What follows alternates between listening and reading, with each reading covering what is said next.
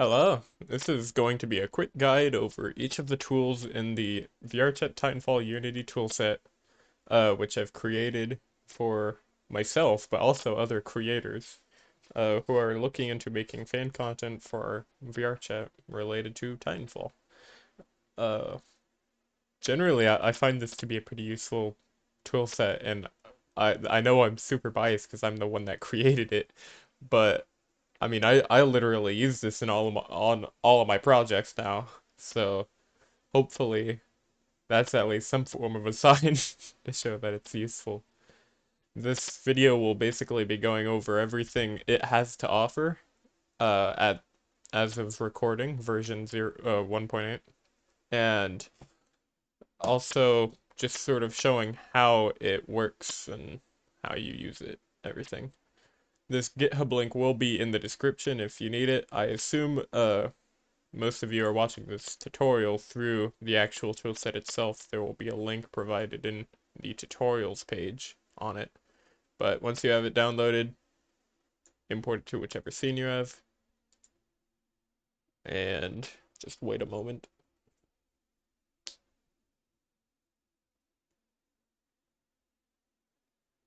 And like that, it's in, and there's this new tab at the top, Titanfall Asset Tools. This is where everything is. Just the quick stuff, I'm going to go over the resources.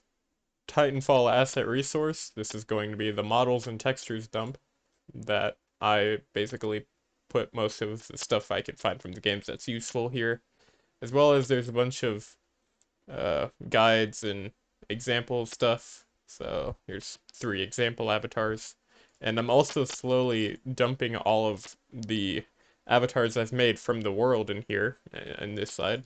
So here's like all of my Titanfall 1 pilot avatars in one package. Here's all of my Titanfall Online stuff. But yeah, this isn't a tutorial over that.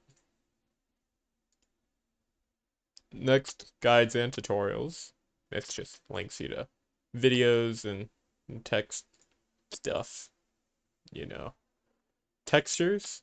This is linked in the resource, but this is a mega.nz re-upload of all of the textures. They are available in Google Drive as well, but Google Drive's folder structure is very problematic. It takes forever to load things, and you can't really search for what you want easily. So this is just a much quicker way. So if I go to Titanfall 2, I can just search for, okay, I want Holopilot's textures. Holopilot's internal name is Reaper, I think. Search for Reaper. There we go. Body, skin 31. This would be used for like camos and stuff. Cool. So, and then there's the tool updates one. This just links back to the release page on GitHub. So you can check what version you're on, which is also displayed there. It looks like a button, but if you click it, it does nothing. So I'm on version 1.8. Latest versions 1.8. I'm up to date. Alright, so I guess let's just go down the list in order. That'll be easy. The Camo texture generator is one of the newest additions, and it's pretty cool. You input these 3 different types of textures, and it'll apply the camo for you. So let's get all of this set up. Boop, boop. Alright, so here we've got a Kraber. I should have probably textured this beforehand, but oh well. So let's get normal map in there, color in there. Close enough. So it's just uh, regular Kraber. The way that the camos work is that you get the skin 31 version of the textures, which is the exact same, but everything that the camera will go over is grayscale. That way it doesn't have weird color bleeding on top of each other. So, Kraber, it's kind of hard to tell. It was already pretty gray, but, you know.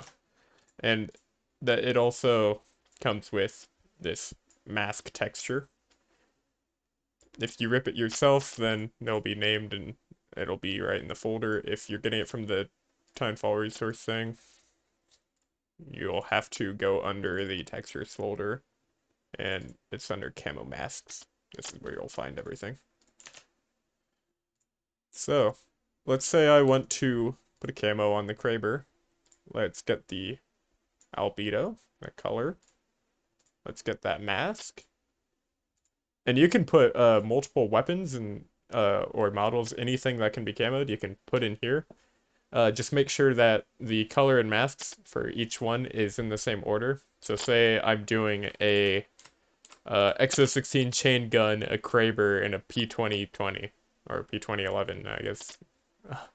2020's Apex, I think. You just put them in the same order. So Kraber would be here, XO16 would be here, P2011 would be here, Kraber, XO16, P2011.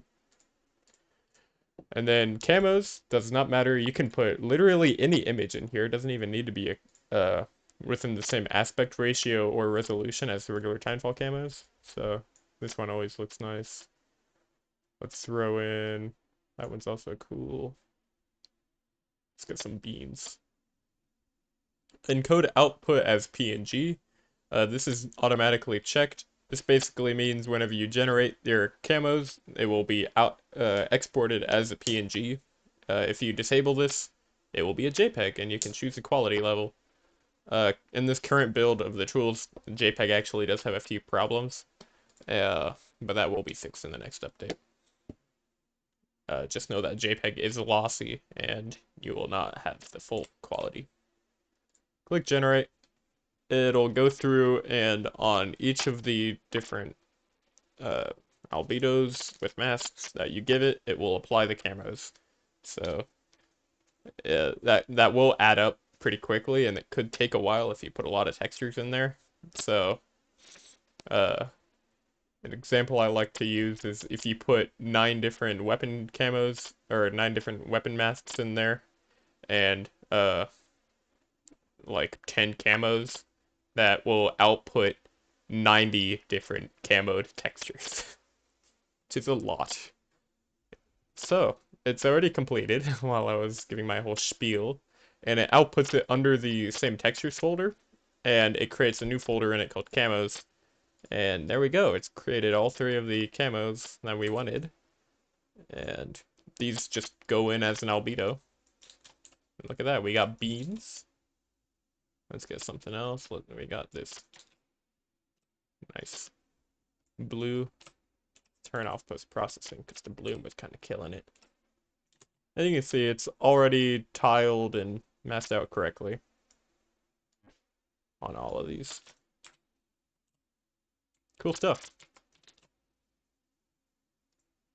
And this will also work on character models, obviously, not just weapons. So, next tool, map light fix. I will not be doing this in this scene. I will just show a random video that I have from the GitHub page. I guess I could actually do that without having to edit. Huh? Let's go to the GitHub page. But, where is it? Where is it? Here. Whenever there's a certain way you can rip Titanfall maps that does actually get lighting information. And it's pretty good. They keep their positions and their colors, but the intensity is all sorts of, or not the intensity, but rather the colors are way too high of a value, and so while everything else is correct, you'll have to go through each one of them manually. So what this tool does is you'll be able to tell it to just fix it for you automatically. And you can choose to disable environment lights, which are sort of kind of like skybox lights, I think. There's also just a quick thing to set them all to baked, so you can get ready to bake them easily. You don't have to go through all of them. And you can also make it limit the search to only game object children, so that way if you have custom lighting in some other area or something that you don't want it to mess around with, you can just drop in the game object for the map where all of the generated or all of the ripped lights are. and it'll only affect stuff that are parented to that. So you see it. I clicked the button and automatically all of the lights were fixed, and you can actually tell that that's an untextured Angel City right there. Cool. So, uh, auto texture. This one is also pretty new, as in pretty much just last update. So here we have a brand new Holopilot model, just threw him in. He's still generic rig, and none of his materials are set up in the slightest. I just have them set up to be standard specular setup, and that's all. So, the way this tool works, you can just tell it what shader to expect. Most shaders use the same keyword, so it doesn't really matter. And you drag in all of the materials into this array. Then you input the texture folder. Obviously, you don't want to type all of it because it's annoying. So what you go do is in this project browser thing, you find the textures folder. You have like this root folder that contains all of the subfolders that each have the textures in them. You select this top root folder and then click this button. It'll automatically write the path for you. Say what texture file type you use. By default, it expects PNG, but if you use JPEGs, you'll obviously have to tell it that. Mine are PNGs, so we're good to go. And it may look a little intimidating, like there's a bunch of other stuff you have to do, but these are all actually optional things. So you can tell it to just skip certain maps that it shouldn't worry about, uh, and whether or not it should change properties or textures entirely. You can change the normal intensity, which is, I mean, it's pretty self-explanatory, emission intensity and smoothness. So I think it already looks pretty good, so I just press convert. And like that, it's automatically gone through and textured the materials for me. By default, they may look like really bad, and that's only because Unity only updates the visuals of materials whenever you edit them. So we'll have to go through and click on all of these for it to update. And now you can see what it's really done is much better looking than that. It's got pretty much all of the textures on them. Yeah, emission, normal map, specular map, albedo. Doesn't currently support ambient occlusion. That's a really easy thing to add on. I'll probably do it in the next update. And so as you can imagine, this is really good for just quickly getting started. So now I can just go change the emission color to blue. And this time it did pretty good. It found most of the stuff. And like that, I've got Holopilot. This is also especially useful for if you're porting maps. I wouldn't recommend using only what it outputs, but having a good starter place where it does apply a lot of textures for you is much better than starting from nothing and having to manually apply them all. Though I do have to mention the way this system works is it slowly puts in the textures from basically the top down. I ordered them in the same way. So this can come into issues where if it, say, it adds the albedo and can't find the specular or normal map, it will basically stop there and it'll just ignore the other textures that it hasn't gotten to yet, even if they are still there. So just keep that in mind. And sometimes this is an experimental tool, it's very new. This will have problems and you will sometimes have it forget certain maps. So go through everything. Here is the next tool, the Material Optimizer. This is good for if you're porting stuff to Quest, if you're doing really big projects, which are huge file size, or if you just want to be optimized for like VRAM usage and all of that stuff. So this, you input materials once again. So here are my two example materials, a box and a bush. And what it will do is it will go through all of their textures including not just the albedo, but all of them, including the detail mask, ambient occlusion, height mask, and detail maps. It goes through everything. And it will apply these settings that you specify, uh, whether you want the texture to be crunch compressed, which is basically Unity's built-in texture compression thing, which is pretty good. It's a little lossy, but reduces file size a lot. And you can also convert them natively into JPEG formats. And you can specify quality level. Unlike the Camo one, this does work fully, the JPEG conversion. And a really cool thing about it is you can input a whole load of materials in here, and say you're worried that you say you have some transparent materials and you're worried that it'll change your albedos that are transparent to JPEGs, and it will suddenly make all of your materials look garbage. It actually checks if they're transparent first before it does that. So you can just drag in all of your materials here, tell it to even compress the albedos to JPEGs, and it'll make sure to check if it's transparent before it does that final step. So let's just say I want a quality level for crunch compression of random value, boom, 63, and a JPEG quality level, let's keep it full quality, but that'll still reduce the file size from a PNG, which these are already, so let's show that. PNG, PNG, PNG, PNG, all this is PNG. So let's compress it.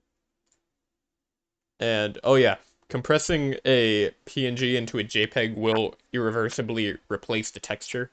So keep that in mind before you continue if you didn't make backups of them or whatever. This can take a while since it does have to go through a lot of textures. So just get cozy.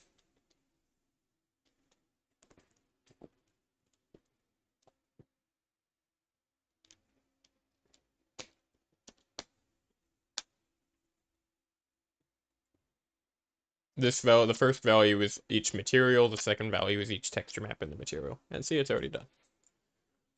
So now we can go look at them.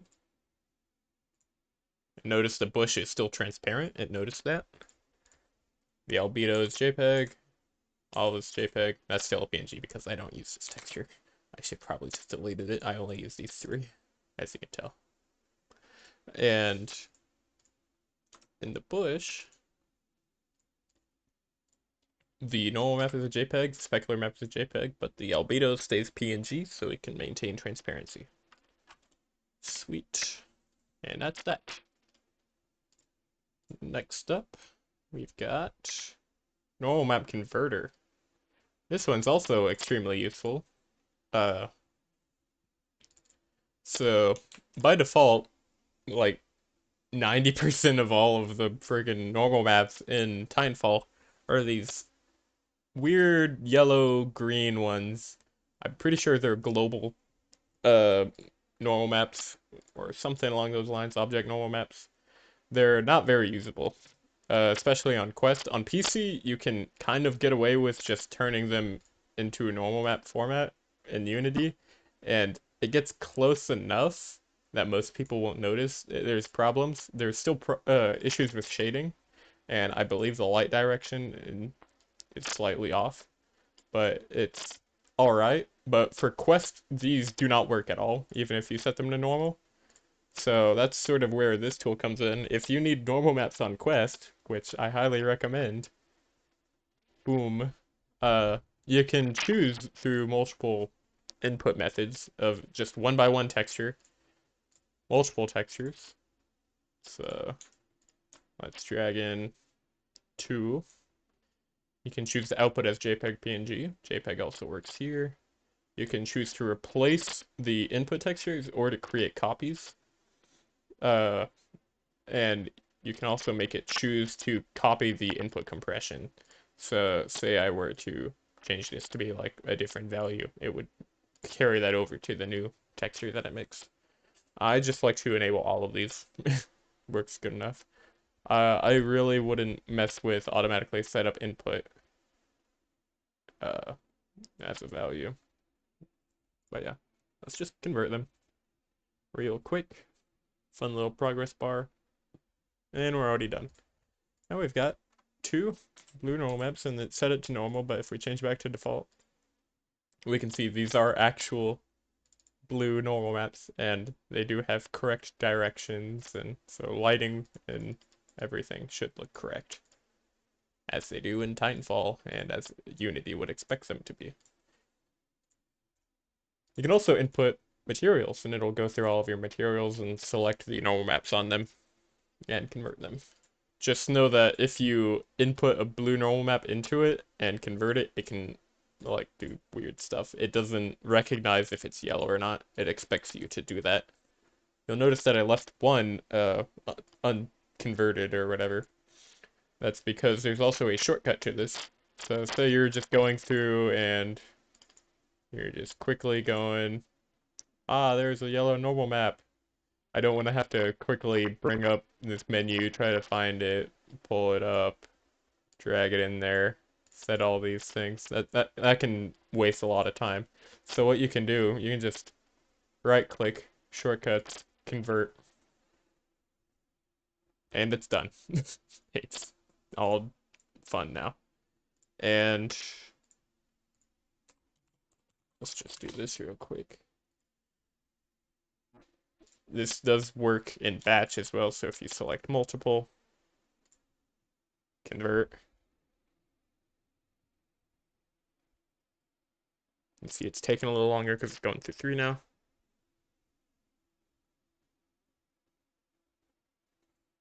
Now they're all blue. Cool. So yeah, that's that.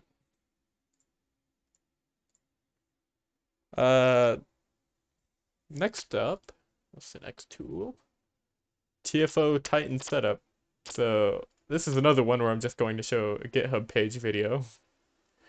This tool, if you're familiar with how the Titans in Titanfall Online work, they have different tiers. And the way they distinguish the different tiers is by changing out different armor pieces. Source Engine is a really quirky engine that really hates changing meshes on skinned objects. So the way Nexon decided to do this when making Titanfall Online is to have all of these different models, all with their own separate rigs that you have to manually position onto the Titans, parent them, and it's not like you just parent them to the right bone and zero them out. You have to do all sorts of stuff to get it right, and it's so annoying. And so what this tool does is it does that for you. It'll bring up, you select which Titan you want to map stuff to. You put the game object into the slot. You can choose whether or not you want to use the model names for placement. So you can see I renamed all of the models to be the bone that I want it to be on. And it'll go by that. Or you can uncheck that and it'll go off of the slot name, I think. It's been a while.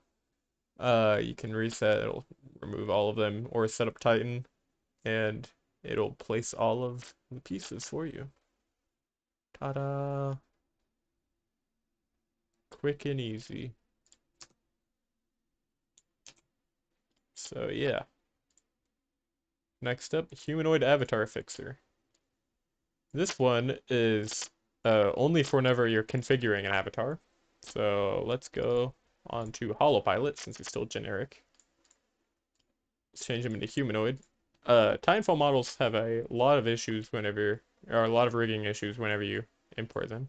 It looks very nice in that preview. There's like the usual upper chest stuff, which in this case is actually not a problem. And sometimes there might be a spine bone length of 0, or what's the same on every model pretty much is the fingertips will be rotated 90 degrees, and the middle and ring fingers will be swapped. Unfortunately, at this moment, this tool lacks a lot of functionality. I would love to be able to change these slots, but Unity really locked down this menu for some reason, and I don't know if there's actually a way to do that. So you'll still have to remap them, but what it can do is reposition your bones to fix rotated fingertips and spine bone length of 0 and tiny hands. We'll get to that. And so, boop, quickly does all that for us. It's kind of weird. It doesn't apply sort of like the materials. It doesn't recognize that anything has changed until we select something. And then, ta-da, apply. And so now, and we've rotated all of this. It's checked our spine, made sure it's good.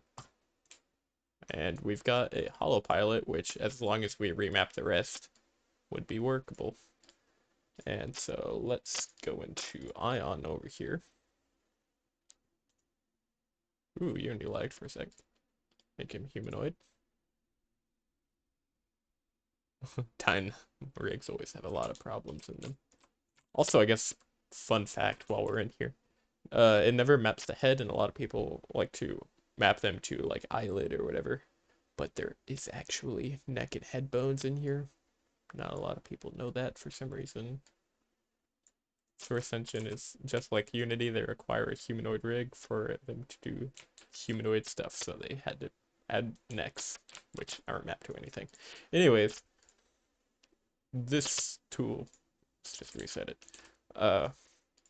We don't need to rotate or check for bone length, but you notice these fingertips, or all of these finger bones, are really spaced out and they look stupid.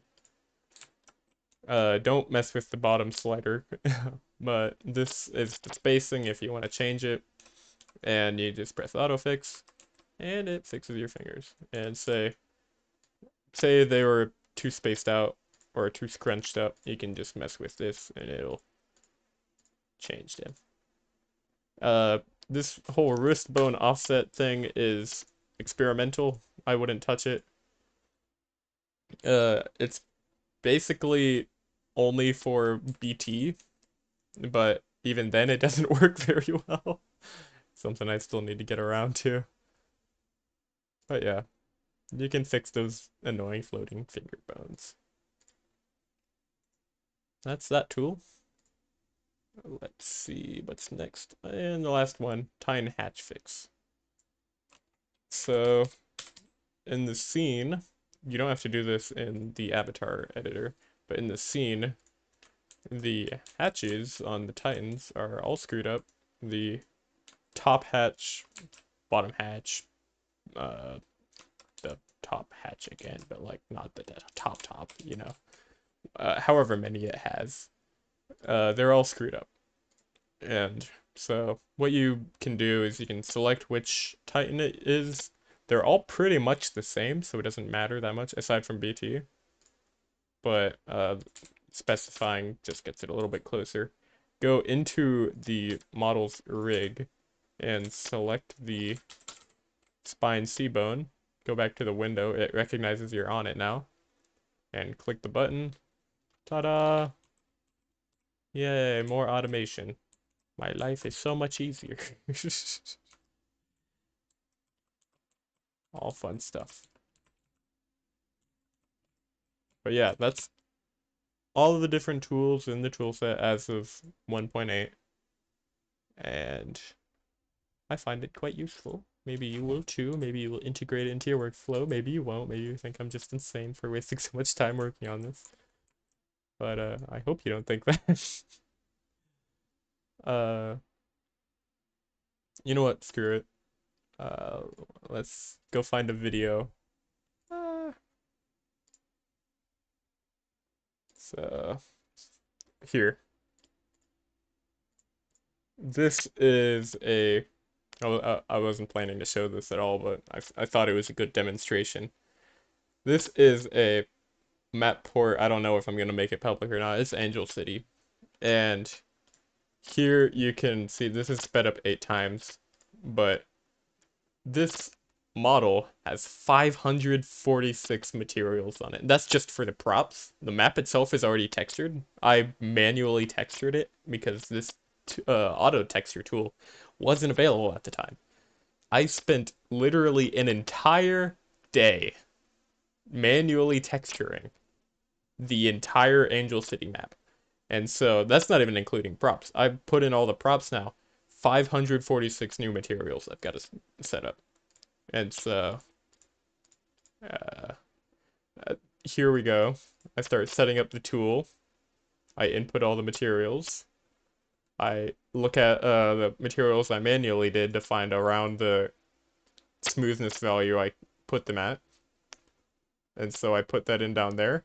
It averaged around 4.5 or 0.45. And I just press convert. Look how much easier that is. And obviously the video is sped up by 8 times, but that was quick in real time. And so I just like go scroll through all the materials, look at them all set up. And just like that, I have a base to work off of. Obviously, I'm not going to use the materials like that,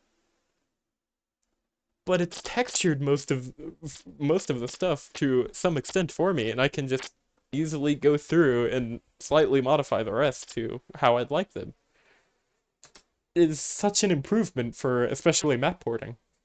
Uh, so if you're looking into adding Titanfall maps to VRChat, you should use this tool because it'll save you an entire day's work.